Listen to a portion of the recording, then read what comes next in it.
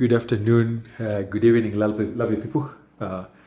Thank you for joining us. I recently came across a story of a young woman, I think her name is Mudhoni, who unfortunately got deported from the US without setting foot on the US soil.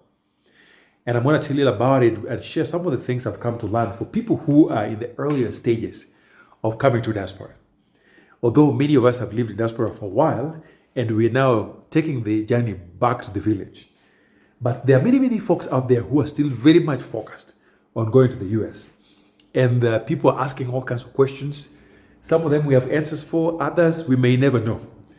And I would say that there are some questions that unless you are the person interviewing folks and issuing visas, it all remains a guessing game.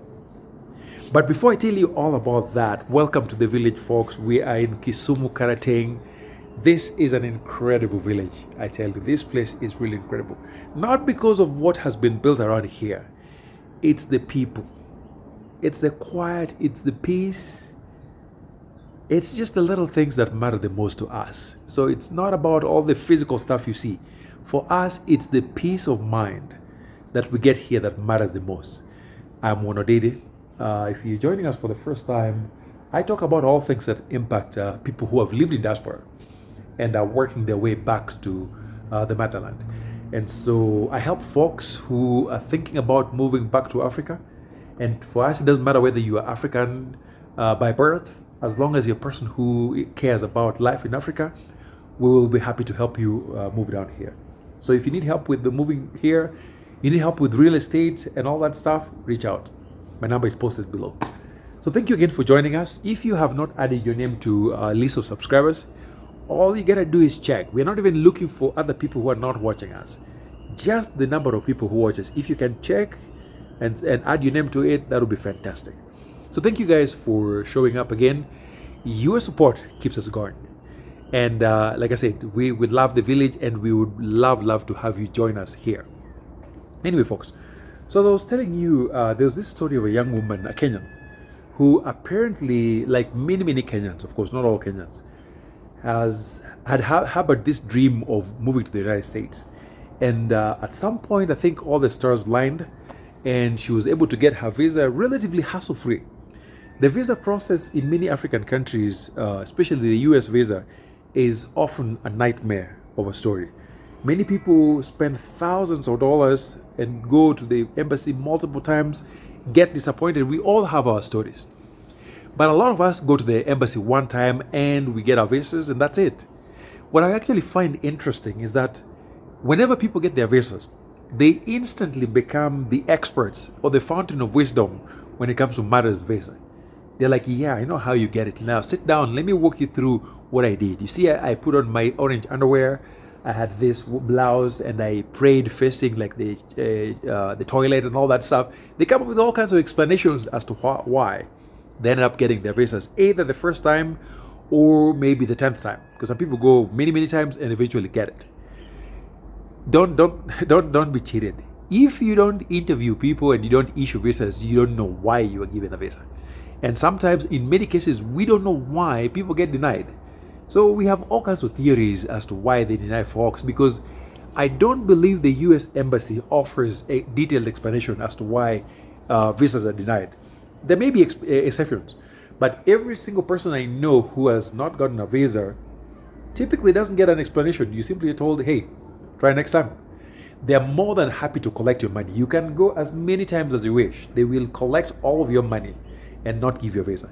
And of course, right now with Mr. Orange in charge, it's a shit show out there. It's not fun. So anyway, let nobody lie to you that they have the expertise of how to get visas in general. There may be a few people who know more, for sure. But the average person who goes to the embassy and gets a visa really knows nothing about why they got a visa. So just because the night before they got the visa, they ate like yellow beans, or they slept upside down and they do all kinds of things, does not mean that is what worked for them. We don't know that. So people just take a wild guess. So whenever people ask me, what did you do to get your visa the first time? I only went to the embassy one time. The first time, I was just one of the lucky folks. I went one time, spent like less than 5 minutes, got my visa and left. That is not everybody's story.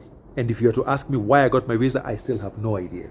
So anyway, folks, so this young woman went and like the lucky few or the unlucky few got her US visa, and she was flying through London, I believe.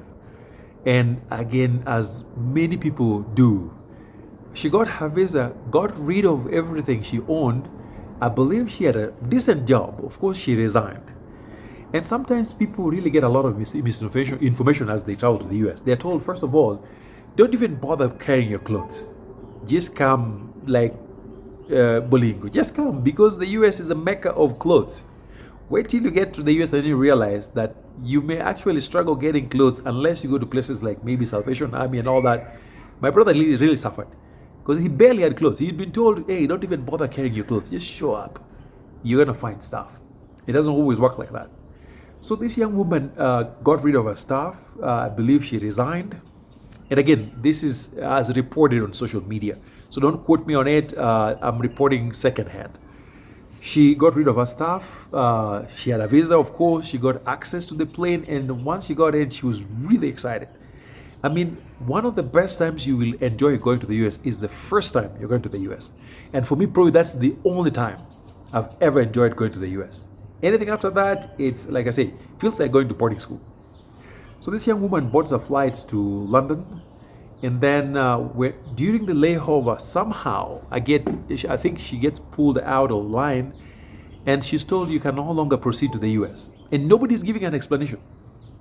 Same things happen. So just because you have a visa doesn't mean you're going to get to the US. There are so many people who actually make it all the way to the border at any of those airports, and then you get turned around right away for all kinds of reasons.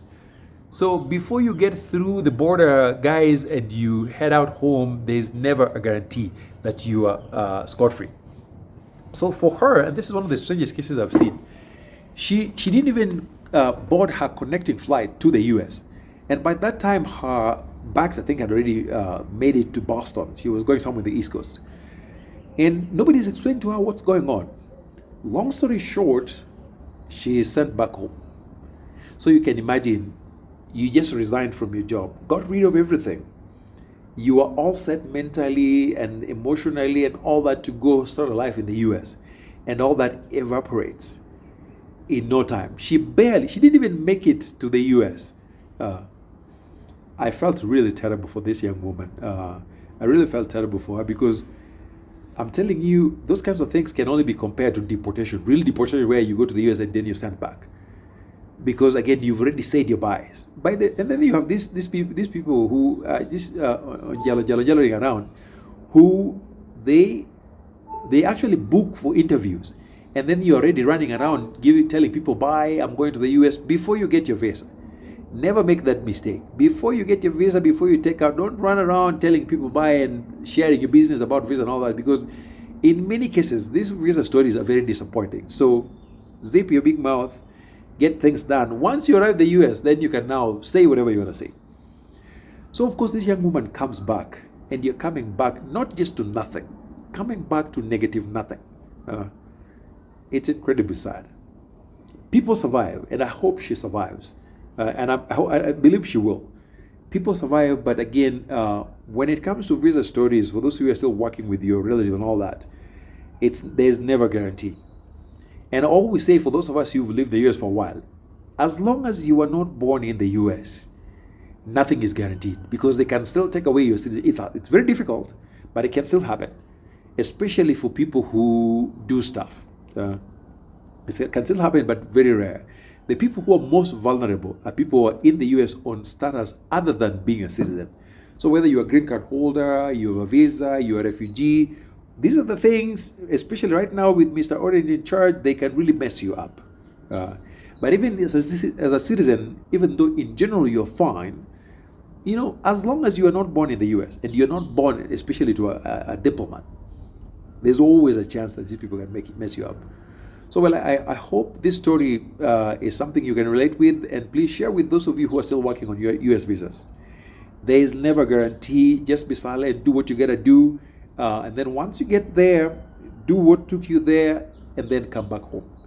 Usually once we go there and then we get involved in things other than what took us to the US, things can always go down south real quick. I've got friends who have been deported here because of DUIs. If you don't know what a DUI is, that is people who are caught drinking and driving.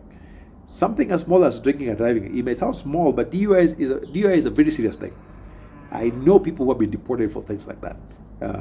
So if you ever get a chance to come to the US, just come, do what took you there, and then come back home when you're ready. But as I always say, your journey to the US should also include a thought about your journey back. And that means, please don't get rid of your stuff. Especially, I've seen people getting rid of land, their homes, and all that. Don't do that. It's okay to do that for whatever reason, but if you can avoid it, please don't get rid of important stuff as you go to the US, because someday you'll need them. Trust me, you will. Thank you for listening, and I'll see you in the next.